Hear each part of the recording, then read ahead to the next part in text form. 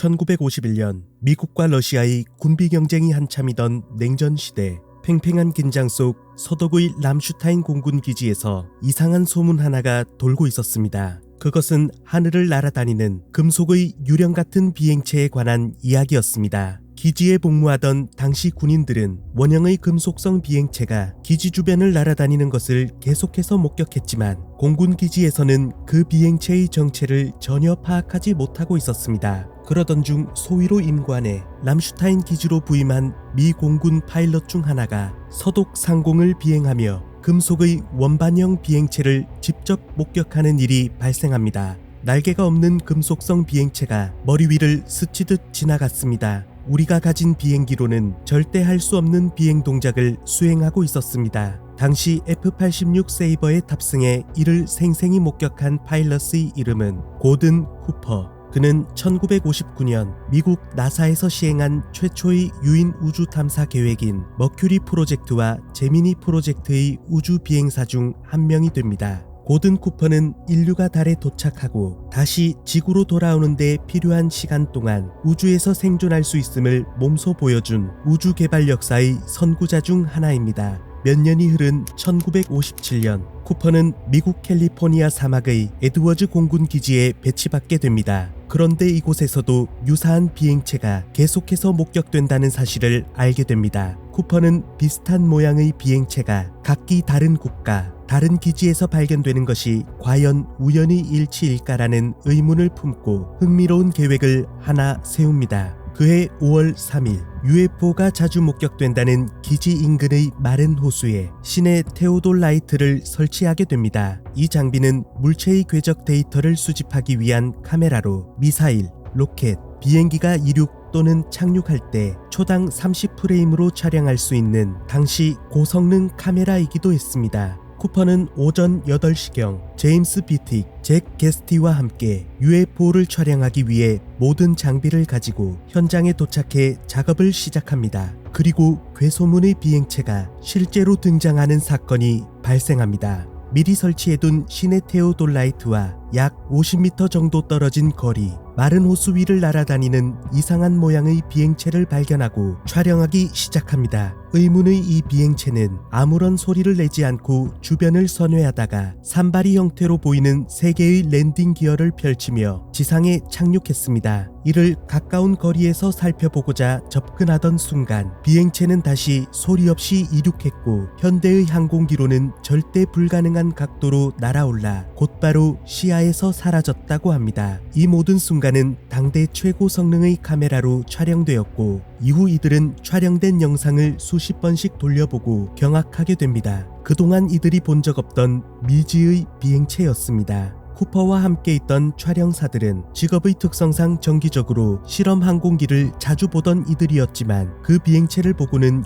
굉장히 불안해하는 모습을 보였습니다. 이후 쿠퍼는 보고 절차에 따라 미 국방부 펜타곤에 사건을 보고하게 됩니다. 펜타곤은 쿠퍼에게 필름을 현상화돼 인화하지 말고 잠금 장치가 있는 택배 파우치에 모두 넣어 보내라 지시합니다. 그리고 택배를 포장하던 그날은 고든 쿠퍼가 두고두고 후회하는 순간이 됩니다. 그는 군인이었기에 아무런 의심 없이 명령에 따라 모든 기록지와 필름을 상자에 넣어 펜타곤 측으로 보냅니다. 그는 알려지지 않은 출처의 항공기가 군사기밀시설에 착륙했기에 빠른 후속 조치와 조사가 있을 것으로 예상했지만 이후로 마치 없던 일인 것처럼 어떠한 대답도 듣지 못합니다. 이후 쿠퍼는 촬영된 필름의 행방을 찾으려 했지만 기밀에 막혀 추적할 수 없었고 훗날 쿠퍼는 그 필름이 당시 비밀리에 운영되던 미 공군의 공식 UFO 조사기관 프로젝트 블루북에 모두 넘어갔을 것으로 추측했습니다. 몇 년의 시간이 더 흘러 1959년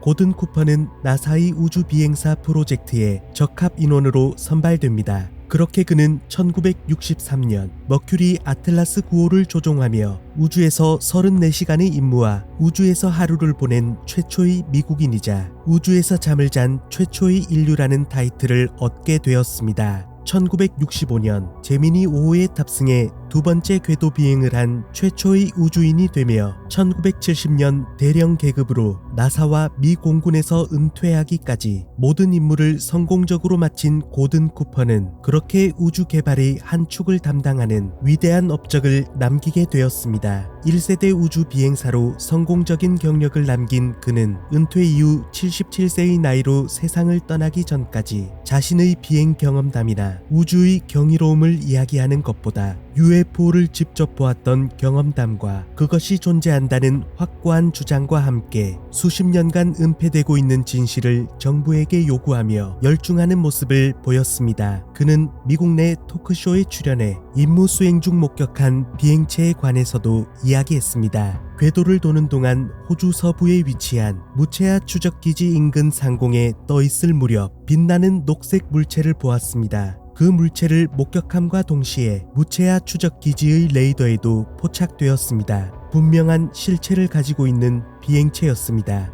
무체아 추적기지는 나사가 머큐리 프로젝트를 위해 건설한 관측소였습니다. 쿠퍼는 자신이 말한 이 내용이 나사와 협의한 비밀 서약에 위배되는 사실을 알면서도 공개적인 TV 토크쇼에 나와 이를 폭로한 것입니다. 1978년 11월 9일 쿠퍼는 유엔 주재 대사에게 UFO의 진실을 대중에 공개할 것에 대한 서한을 보내기도 합니다. UFO로 널리 알려진 지구 외 방문자에 대한 제 의견을 전달하고자 합니다. 우리는 이들에게 어떤 태도를 취하는 것이 적절한지 또 무엇을 할 수 있을지 제안합니다. 저는 이 비행체에 탑승한 승무원들이 지구 외 다른 행성에서 온 존재들이라 믿고 있습니다. 그들의 기술은 우리보다 월등히 앞서 진보되어 있기에 외계 문명과 만나기 전 지구 전역에서 발생하는 모든 유형의 조우에 관한 데이터를 과학적으로 수집하고 분석할 수 있는 통합 프로그램이나 기관이 필요하다고 생각합니다. 우리는 평화적인 존재이며 전쟁을 원하지 않는다는 것을 그들에게 보여주어야 합니다. 저는 경험이 풍부한 UFO 연구자는 아니고 또한 UFO를 직접 조종하고 외계인을 만난 적도 없다는 것을 분명히 하겠습니다. 하지만 우주비행사로서 우주에 나가본 경험과 여러 번 직접적인 관찰을 했던 만큼 이것에 논할 자격이 있다고 생각합니다. 대부분 자신의 이름과 명예, 돈을 위해 문서를 위조하고